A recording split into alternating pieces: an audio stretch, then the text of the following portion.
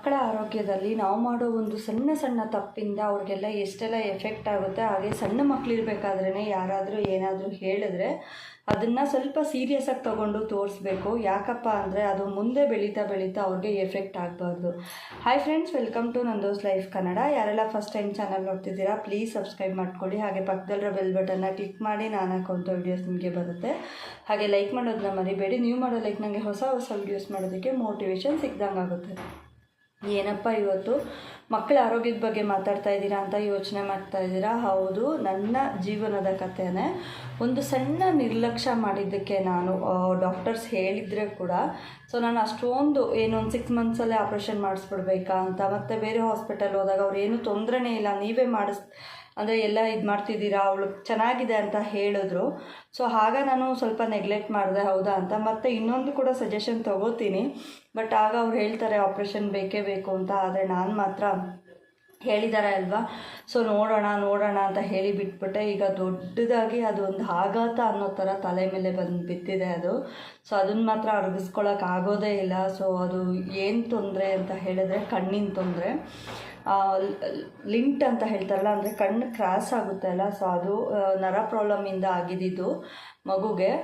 ನಾನೇನು ಮಾಡಿದೆ, 6 ಇಯರ್ಸಿಗೆ ಸ್ಟಾರ್ಟ್ ಆಯಿತು, 6-7 ಇಯರ್ಸಿಗೆ ಸ್ಟಾರ್ಟ್ ಆಯಿತು. ನಾವು ಎಲ್ಲ ಕಡೆ ತೋರಿಸಿದ್ವಿ, ಬಟ್ ಮಗುಗೆ ಕಡಿಮೆ ಆಗಲಿಲ್ಲ. ಆ್ಯಂಡ್ 2020 ಕನ್ನಡಕ ಹಾಕ್ತಿದ್ಲು, ಬೇರೆ ಕಡೆ 6 ಮಂತ್ಸ್ ಅಂತ ಹೇಳಿದರು, ಆಪ್ರೇಷನ್ ಮಾಡಲೇಬೇಕು ಅಂತ ಹೇಳಿದ್ದಕ್ಕೆ ನಾವು ಏನೋ ಹೇಳ್ತಿದ್ದಾರೆ ಬಿಡು ಅಂದ್ಬಿಟ್ಟು ನಾವು ಸುಮ್ಮನೆ ಆದ್ವಿ. ಬೇರೆ ಕಡೆ ತೋರಿಸಿದ್ದಕ್ಕೆ ಅವರು ಏನೂ ಅವಶ್ಯಕತೆ ಇಲ್ಲ ಅಂತ ಹೇಳಿಬಿಟ್ರು. ಸರಿ, ನಾನು ಕೂಡ ಸುಮ್ಮನೆ ಅದೇ, ಬೇಡ ಅಂದಿದ್ದಾರಲ್ವಾ ಅಂತ ಅಂದ್ಬಿಟ್ಟು. ಮತ್ತು ಇನ್ನೊಬ್ರು ಹೇಳ್ತಾರೆ ಇಲ್ಲ ಕಂಪಲ್ಸರಿ ಆಪ್ರೇಷನ್ ಬೇಕೇ ಬೇಕು ಅಂತ.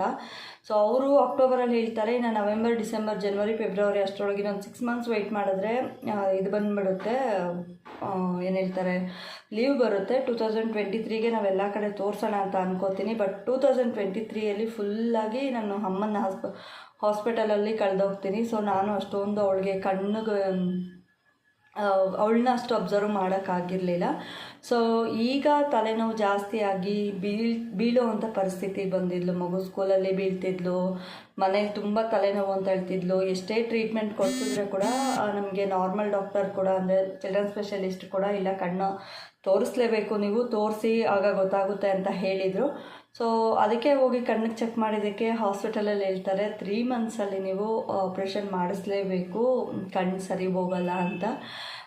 ಇರೋ ಒಂದು ಮಗುಗೇನಾದರೂ ಆದರೆ ಹೇಗೆ ತಡಿಬೇಕಲ್ವ, ಮನೆಯವ್ರಿಗೆಲ್ಲರಿಗೂ ಮುದ್ದು ಮಗಳು ಅಂದರೆ.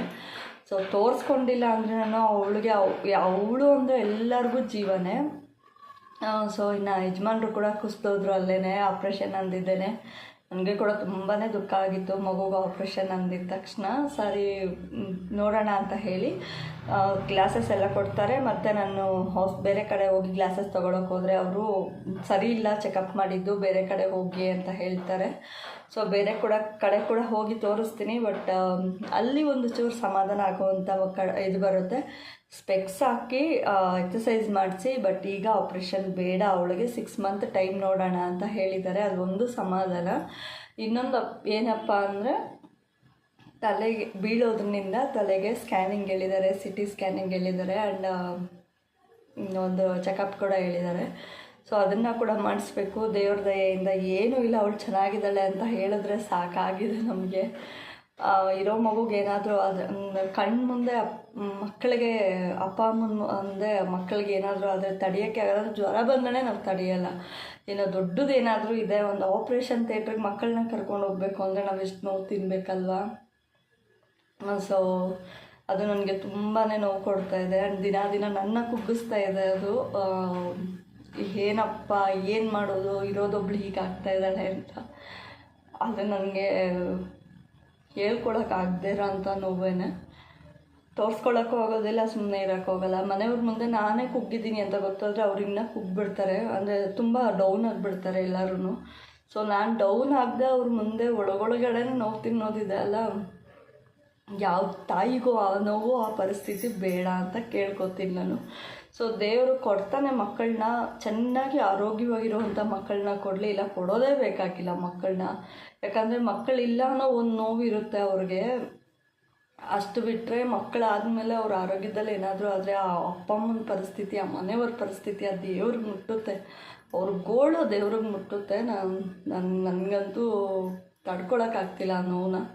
ಸೊ ಮನೇಲಿ ಕೂಡ ಎಲ್ಲರೂ ಫುಲ್ ಡೌನ್ ಆಗಿಬಿಟ್ಟಿದ್ದಾರೆ, ಯಾರಿಗೂ ಹೇಳ್ಕೊಳಕ್ಕಾಗ್ತಿಲ್ಲ. ಆ್ಯಂಡ್ ನನ್ನ ನೋವನ್ನ ಇನ್ನೊಬ್ರ ಹತ್ರ ಹೇಳ್ಕೊಳಕ್ಕಾಗ್ತಿಲ್ಲ. ಸೊ ಈಗ ತಲೆ ಕೂಡ ಚೆಕ್ ಮಾಡಿಸಿ ನೋಡಬೇಕು, ಏನೂ ಇಲ್ಲ ಅಂತ ಅನ್ಕೋತಾ ಇದ್ದೀನಿ. ನಾನು ಪ್ರೇಯರ್ ಮಾಡ್ತಾಯಿದ್ದೀನಿ ದೇವ್ರನ್ನ, ಪ್ಲೀಸ್ ನೀವು ಎಲ್ಲರೂ ನನ್ನ ಮಗಳಿಗೆ ಏನೂ ಆಗದೆ ಇರಲಿ, ಅವಳು ಚೆನ್ನಾಗಿರಲಿ, ಅವಳಿಗೆ ದೇವ್ರ ಆರೋಗ್ಯ ಗಟ್ಟಿಯಾಗಿ ಕೊಡಲಿ ಅಂತ ಪ್ಲೀಸ್ ಪ್ರೇಯರ್ ಮಾಡಿ ಅಂತ ಕೇಳ್ಕೊತಾ ಇದ್ದೀನಿ.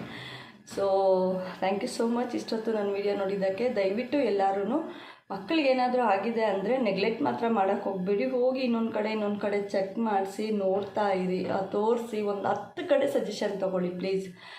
ನಾನು ಮಾಡಿದ್ದು ಒಂದು ಸಣ್ಣ ಮಿಸ್ಟೇಕಿಂದ ನಾನು ಅವತ್ತು 4-5 ಕಡೆ ತೋರಿಸಿ ಅವಳು ಕಣ್ಣು ಎಕ್ಸಸೈಸ್ ಕೊಡಿಸಿದ್ರೆ ಇವತ್ತು ನಾನು ಇಷ್ಟೊಂದು ನೋವು ತಿಂತಿರಲಿಲ್ಲ ಅನಿಸುತ್ತೆ. ಆ್ಯಂಡ್ ತಲೆ ಕೂಡ ಏನೂ ಆಗ್ತಿರ್ಲಿಲ್ಲ. ನನಗೆ ನರದ್ದು ಪ್ರಾಬ್ಲಮ್ ಇದೆ ಅಂದಾಗೆ ನಾನೆಲ್ಲ ನರ ಡಾಕ್ಟ್ರ್ ಹತ್ರ ನೀಟಾಗಿ ತೋರಿಸಿದ್ರೆ ಇವತ್ತು ನಾನು ಇಷ್ಟು ನೋವು ತಿಂತಿರಲಿಲ್ಲ ಅಂತ ಅನಿಸುತ್ತೆ. ಸೊ ಇದನ್ನು ನಾನು ಹೇಳ್ಕೋಬೇಕು ಅಂತ ಅನ್ನಿಸ್ತು. ಯಾಕಂದರೆ ನನ್ನಂಗೆ ಸುಮಾರು ಜನ ತಾಯಂದ್ರಿಗೆ ಅವ್ರವ್ರ ಮಕ್ಕಳು ಇರ್ತಾರೆ ಅಲ್ವ. ಸೊ ಆ ನೋವು ಯಾರಿಗೂ ಬೇಡ, ಅದನ್ನು ಹೇಳ್ಕೊಳಕ್ಕಾಗೋದಿಲ್ಲ, ಇನ್ನೊಬ್ರ ಹತ್ರ ಅನುಭವ್ಸೋಕ್ಕೂ ಆಗೋದಿಲ್ಲ. ನೋವನ್ನ ತುಂಬ ಕಷ್ಟ ಆಗುತ್ತೆ. ಆ್ಯಂಡ್ ಪ್ಲೀಸ್ ಎಲ್ಲರೂ ಅವ್ರವ್ರ ಮಕ್ಕಳ ಆರೋಗ್ಯನ ಫಸ್ಟು ನೋಡಿ. ಎಷ್ಟೇ ಕೆಲಸ ಇರಲಿ, ಏನೇ ಇರಲಿ, ಫಸ್ಟು ಮಕ್ಕಳನ್ನ ನೋಡ್ಕೊಳ್ಳಿ, ಆಮೇಲೆ ಕೆಲಸ ಇದ್ದಿದ್ದೆ. So thank you so much ಇಷ್ಟೊತ್ತು ನನ್ನ ವಿಡಿಯೋ ನೋಡಿದ್ದಕ್ಕಾಗಿ. ಪ್ಲೀಸ್ ಪ್ರೇಯರ್ ಮಾಡಿ, ಮಗುಗೇನು ಆಗದೆ ಇರಲಿ, ಅವಳು ತುಂಬ ಚೆನ್ನಾಗಿ ಆರೋಗ್ಯವಾಗಿರಲಿ ಅಂತ ಕೇಳ್ಕೊಳ್ಳಿ ಅಂತ ಹೇಳ್ತಾ ಇದ್ದೀನಿ. Thank you so much. ಹೀಗೆ ನಾನು ವಿಡಿಯೋಸ್ ನೋಡ್ತಾ ಇರಿ, ನನಗೆ ಸಪೋರ್ಟ್ ಮಾಡಿ ಅಂತ ಕೇಳ್ಕೊತಾ ಇದ್ದೀನಿ. Bye bye.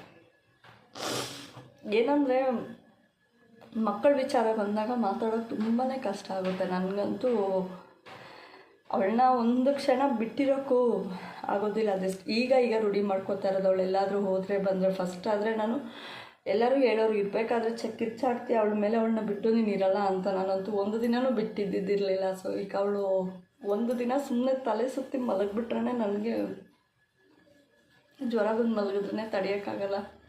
ಇನ್ನು ಆಪ್ರೇಷನ್ ಅಂತ ಹೇಳಿದ್ರೆ ಹೇಳ್ಕೊಳಕ್ಕಾಗ್ತಿಲ್ಲ, ನೋವಾಗ್ತಿದೆ ತುಂಬ. ಮಗು ಅಲ್ವಾ, ದೊಡ್ಡವ್ರಿಗೆ ಏನಾದರೂ ಆದರೂ ಒಂದು ಅವ್ರನ್ನ ಸುಧಾರಿಸ್ಕೋಬೋದು, ಅವ್ರನ್ನ ಒಂದು ಇದಕ್ಕೆ ಮಾಡ್ಕೋಬೋದು. ಬಟ್ ಮಕ್ಕಳ ವಿಷಯದಲ್ಲಿ ಈ ಥರ ಮಾಡೋಕ್ಕಾಗಲ್ಲ. ಸೊ ದಯವಿಟ್ಟು ಎಲ್ಲರೂ ಅವ್ರ ಮಕ್ಕಳನ್ನ ಚೆನ್ನಾಗಿ ನೋಡ್ಕೊಳ್ಳಿ, ಇರೋ ಮಕ್ಕಳನ್ನ ಚೆನ್ನಾಗಿ ನೋಡ್ಕೊಳ್ಳಿ. ಕೊಟ್ಟಿರೋ ಒಂದು ಮುತ್ತಿನಂಥ ಮಗುಗೇನು ಆಗದೆ ಇರಲಿ ಅಂತ ಕೇಳ್ಕೊತಾ ನಾನು ವಿಡಿಯೋನ ಇಲ್ಲಿಗೆ ಮುಗಿಸ್ತಾ ಇದ್ದೀನಿ. ಸೊ ಪ್ಲೀಸ್ ಎಲ್ಲರೂ ಪ್ರೇಯರ್ ಮಾಡಿ, ಮಗುಗೇನು ಆಗದೆ ಇರಲಿ, ಅವಳು ತುಂಬ ಚೆನ್ನಾಗಿರಲಿ ಅಂತ ಕೇಳ್ಕೊಳ್ಳಿ ಅಂತ ಕೇಳ್ಕೊಳ್ತಾ ಈ ವಿಡಿಯೋನ ಇಲ್ಲಿಗೆ ಮುಗಿಸ್ತಾ ಇದ್ದೀನಿ. Thank you all. Bye bye.